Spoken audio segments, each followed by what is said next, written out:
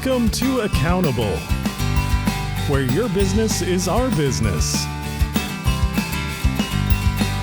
Hosted by David R. Peters. Today's guest is John Larkin.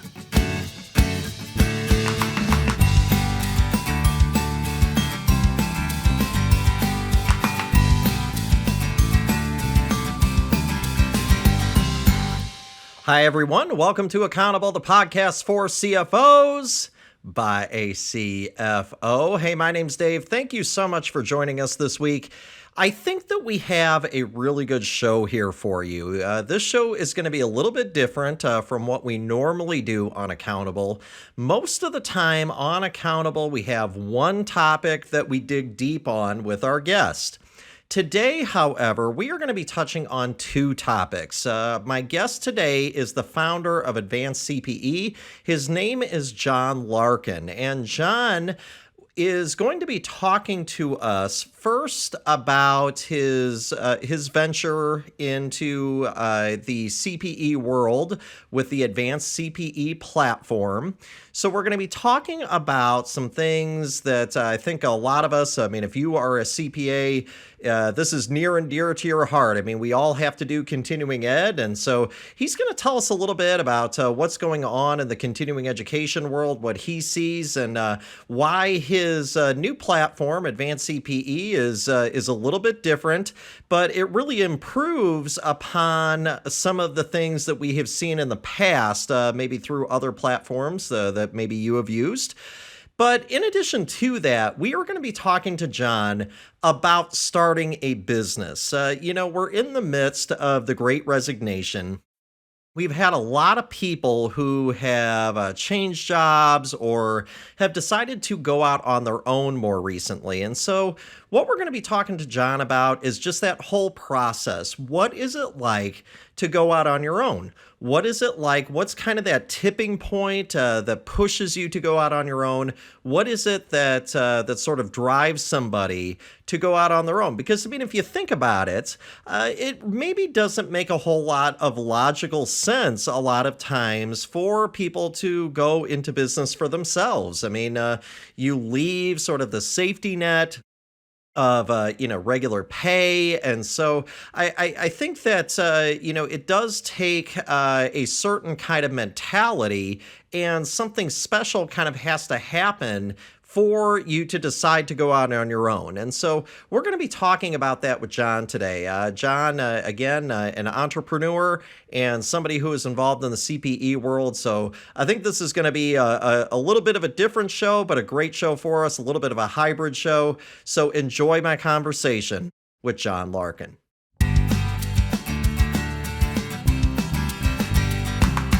My guest this week on Accountable, John Larkin. John, thank you so much for being on Accountable. Thanks for having me. So, John, you recently started a continuing education website. So brand new venture, new thing for you. What makes Advance CPE so different from all of the other platforms that are out there? Well, I've been doing this for fairly established providers for the last 15 years or so. And over the years, I've learned some things about what the established platforms get right and what they get wrong. So I've been working on solutions to problems that I've been tripping us up for the last 10, 15 years. Yeah. Packaged them, presented them to my fairly established providers in the past, and was a little bit not something they wanted to go forward with. So I said, the heck with it. I'm gonna go do this on my own. It is a platform that's custom made primarily for NASBA. Right. It's got the attendance checks built in, which a lot of your things don't. A lot of your Adobe Connects, the go-to meetings don't have that built in. Issues a certificate right away. Things that you have to work with a fairly established delivery system and do a lot of customization. And so it's got all that stuff built in. So I think what I'm hearing is that I mean this is really kind of the first platform that has kind of been sort of very focused on the CPA market and continuing education for CPAs. So a lot easier from an instructor standpoint. I'll vouch for that one.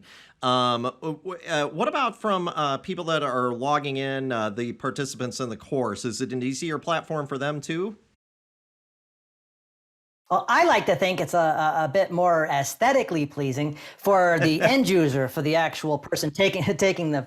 What I will tell you is we did some polls at one of my previous employers, and through conversations that I had with consumers of accounting continuing education over the years, that the most important, the question that comes up the most is how many attendance checks have I hit? Yeah, right, sure. The attendance, right? Because they're there. I mean, they've carved 8 hours out of their day, and they want to make sure they get their certificate. That's, part of the model, isn't it? This platform Absolutely. actually tells you how many attendance checks you've hit at any given time. Tells you how many checks are going to be asked. It also allows you, it provides a little table of contents over the side so you can see where the instructor is at any given point, how what they're teaching now fits into the context of the overall course. It provides a holistic viewing experience that I think a lot of the off-the-shelf platforms don't. So I Because they're not. think The out of the sorry. no, go ahead. Go ahead. Keep going. The out of the platform services, like, I can't name any names because they're competitors, are really focused on the 15-minute to half hour, maybe 90 minutes at the most. And a lot of accounting is 2, 3, 4, sometimes even 8 hours. And it's a very different experience that requires different tools. I think that that's a great point. I mean, for those of you out there, that are probably used to taking the CPE courses, I mean, yeah, it's all about the attendance checks and things like that. We want to make sure that, if we're investing the time that we're going to get credit for the course. And, and so, it's a natural thing. And certainly there's some degree of paranoia too, especially if the connection gets interrupted or, something like that. I mean, and, the first question out there is did I miss any attendance checks? What did I miss? Did I miss any attendance checks? Yeah, Yes. absolutely. And so it sounds to me like like really kind of your the way that you kind of got started down this path is you saw a need in the market, you saw some things that maybe that you felt like you could do better. Was that really kind of the tipping point for you to kind of go out on your own? Because I got to tell you, John, going out on your own is crazy. I mean, it's a crazy idea. It's there's nothing safe about it. So I mean, was that kind of the tipping point? It's just the thought like, hey, I can do this better. Yes. In a nutshell, my previous my previous employers, where I would present the packages to them, present here, we can solve this problem this way, and solve this problem this way, really was a departure from what they did well. It required a bit of entrepreneurial thinking. It required a bit of a risk that I don't think those folks were willing to take, justifiably. I understand their decision. But yeah, there were certain fundamental problems, and I've worked directly with about 5 or 6 very large webcast delivery platforms, and I've vetted scores of them. I just got tired of banging my head against the wall. Like, we needed to do this. Well, Yeah, yeah. Well, I said, all right, I can make it do that. Well, and I don't think that that's necessarily a uncommon experience. I mean, I think a lot of times, before people go out on their own, they have an experience with a previous employer or something like that. And that kind of teaches them kind of what it teaches them what they want and what they want to do with their particular product. Right. I think that's probably a fairly common experience. How has it been being out on your own? Because I know that I think people are sometimes kind of enamored with this idea, and I think especially now with the Great Resignation, we keep hearing that term in the media and everything, and a lot more people going out on their own, and I think people are kind of enamored with this idea that it's like as soon as I get out there, money's going to start hitting, and things are going to be going really good, and and that I'm not sure that that's always the way that it works. How's your experience been? Well, very fortunately, I like to think I planned for that. I knew I wasn't going to break away. I knew I hadn't invented Google. But to be clear, my business model, my value proposition is not. I mean, my model is not to. Advance CPE does not sell continuing education directly to CPE viewers. Right. Advance CPE leases, but we offer the platform to independent instructors. Yeah. Folks who have either been. Yeah, you're the connector, right? I mean, you're the connector between the recipient right. of the CPE and the instructor. Right. So the value I provide to the CPE seeking individual are the things we talked about earlier. The value I bring to an independent instructor is some freedom. The instructor can load up his or her courses, offer them as often as he or she wants, at the price that he or she wants. If the instructor decides, you know what, I'm going to work with clients Monday through Thursday, and I'm going to Friday's going to be my CPE day, and they can put all their classes up at the same time. And the biggest, I like to think, value is that because I've got such low overhead, the independent instructor will be able to keep much more of the gate from the sale of the course than they would if they were selling their products or in addition to selling their content through these third-party aggregators. Yeah, I think that's very true. So it's a lot more instructor friendly. Kind of encourages instructors Yes. that maybe don't have a technology platform that they can really sort of put their stuff on to kind of get out there and kind of put their stuff on Advanced CPE. And offers the user, gets away from some of those kind of common questions and things like that. We talked about, attendance checks, but, some of those common worries and is a lot more kind of a user-friendly platform. So, I mean, go ahead. Sorry. Go ahead. Was there more? Go ahead. And I have my own NASBA number. So there are some instructors currently using the platform that have their own NASBA numbers, and they can do webcasts, and they keep track of everything. They keep track of the materials and the things that NASBA makes them do.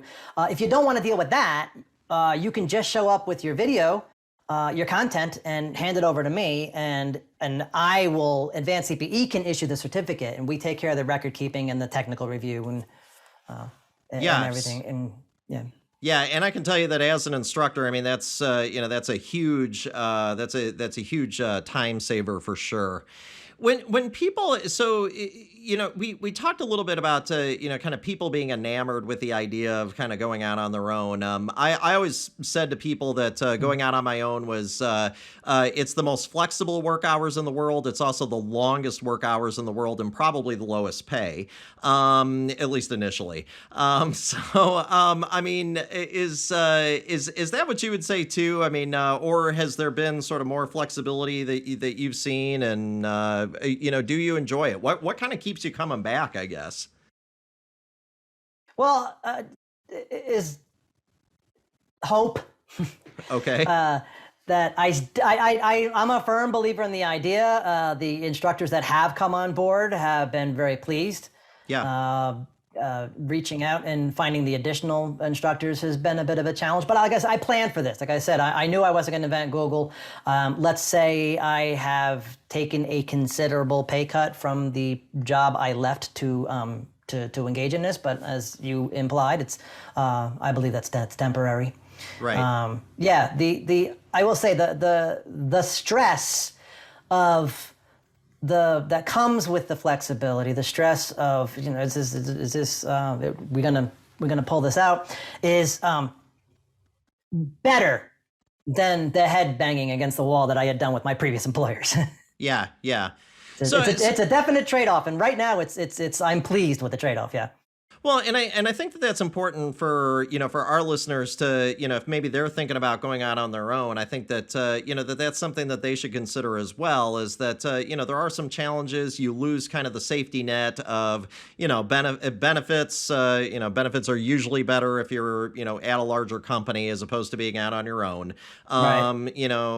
And things like that. But at the same time, though, there's also you do have the ability of sort of the thrill of sort of building something. And at least for me personally, I can say that kind of kept me coming back. I mean, I know that, at compare.com, as well as Elephant Auto Insurance, and then, at this current venture, all of those times, I mean, it was the ability to to create something, and there's something sort of exciting about that. There's a rush that kind of comes along with people using things that you built. And solving and knowing the problems are solved.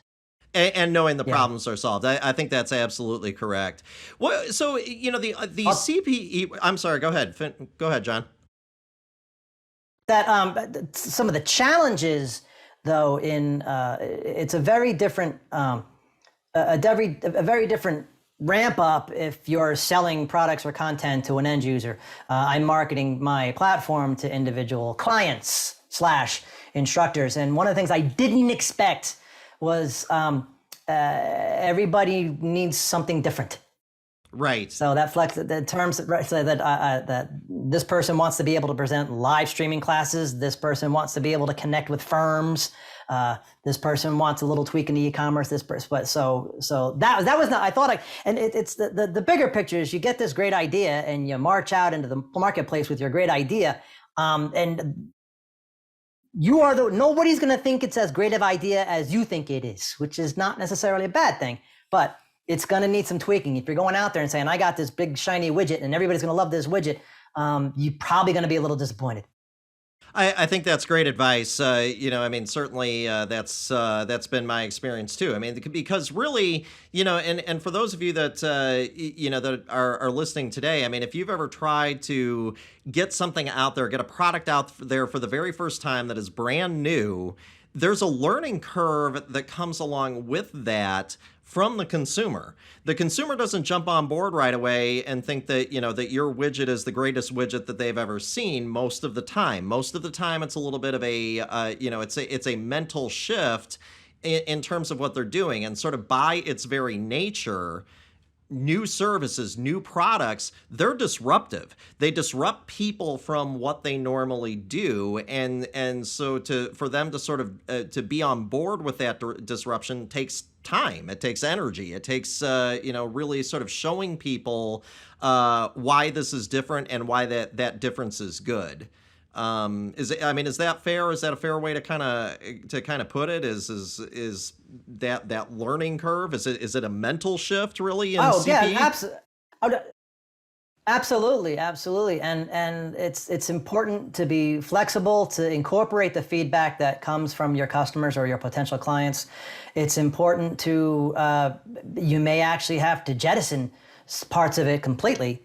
I haven't had to do that yet, but I've worked for some places. Like, for example,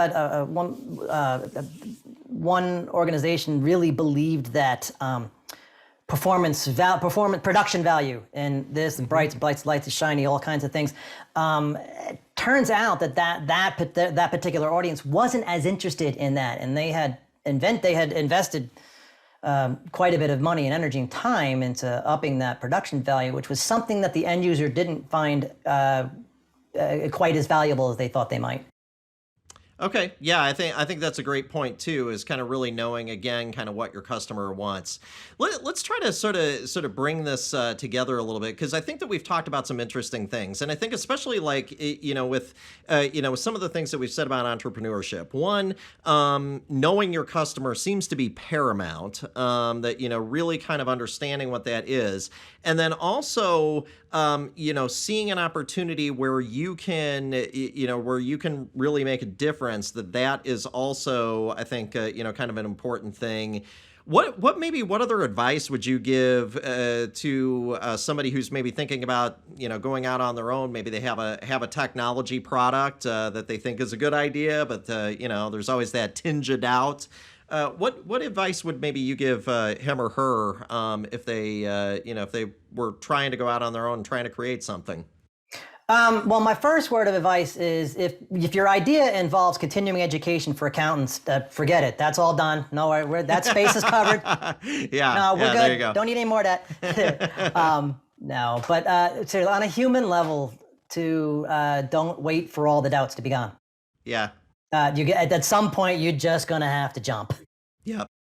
I think that's very, very well said.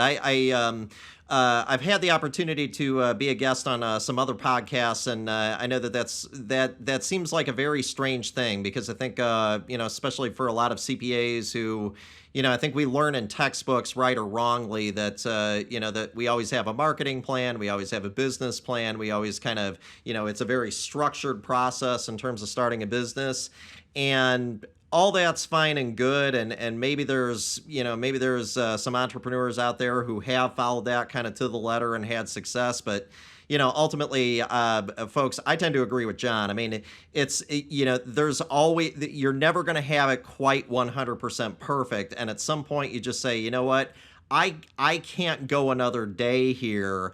I need to jump and just give this a shot, and if I fail, I fail. But I'm gonna try. And that's excellent choice of words, because in my storied career, I've been to numerous conferences. Yeah. And I mean, almost every conference would have some C-suite person standing at the podium saying, "We encourage people to fail." And Right. and they're all lying. I've never seen that actually enforced in the workplace. That's the bad news. The good news is that when you're running your own show, then you're gonna fail. Yeah. And you get to have the attitude towards it that you said. You gotta just pick yourself up, because this is not my first attempt at it. About 6 years ago, I tried to do something similar. Where I built a less involved platform, but my focus was at that point selling continuing education to the actual end user. Okay. And I realized that's not my strength. And I didn't invest enough money in what was necessary to reach out to the consumer. So I put that on the shelf and did another round in the private sector. I think that's also an important point too, is that that this is not kind of your first go around at this. I mean, so you tried something, didn't quite come out the way you wanted it to, then you found this, and so so it's okay to to try something and to fail at it. I think because again, I think that's where I see a lot of entrepreneurs. I think maybe they hesitate a little bit because they say I'm not quite ready, or I just want to wait until I have a little bit more money. That's one that I hear a lot. Or I just want to make sure that that the market's ready for the product and stuff like that. And it's just like that's like the perfect storm, and that basically never happens, or at least it's never happened for me. It doesn't really sound like it's happened for you either. Right. Exactly. So let's maybe try to wrap up here. Got somebody who's going out on their own. What's kind of the first step? I mean, if somebody wants to go out on their own, do they talk to people that have been entrepreneurs before? Do they go to conferences, or do they just say, all right, here I am, and close their eyes and jump? I would first look at the library of your podcasts. Okay, all right. There's your cheap plug, folks. Obviously, yeah, you're gonna want to talk to people. Have a business plan. There are lots. If even if you're selling napkin rings on Etsy, have a business plan. It doesn't have to be that involved. There are tons of sample business plans that you can get online and just plug in your own information. You can go simple 1 or 3 or 4 pages to 20 to 100 page.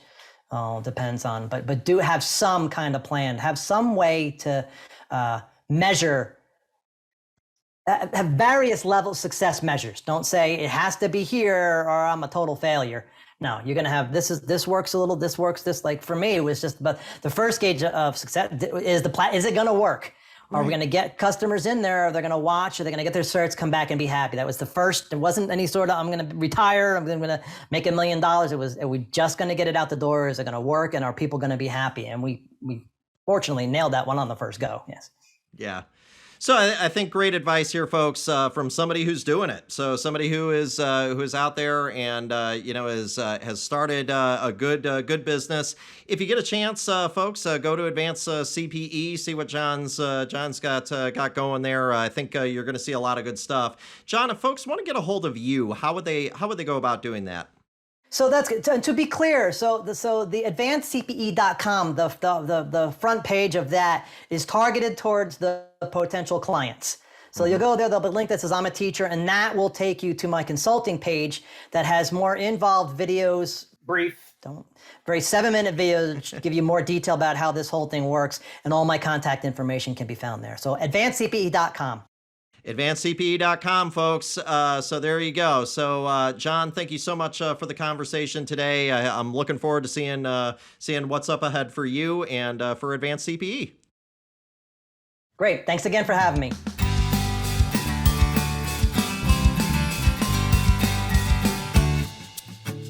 Thanks for listening to Accountable.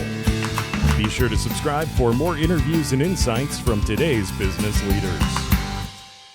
David Peters is a registered representative offering securities through Cetera Advisor Networks, LLC, member FINRA SIPC. Advisory services offered through Carroll Financial Associates, a registered investment advisor. Peters Tax Preparation, David Peters Financial, Carroll Financial, and Cetera Advisor Networks are not affiliated. He is located at 1657 West Broad Street, Unit 5, Richmond, Virginia, 23220, and can be reached at 804-332-1373. The views depicted in this material are for information purposes only and not necessarily those of Cetera. They should not be considered specific advice or recommendations for any individual.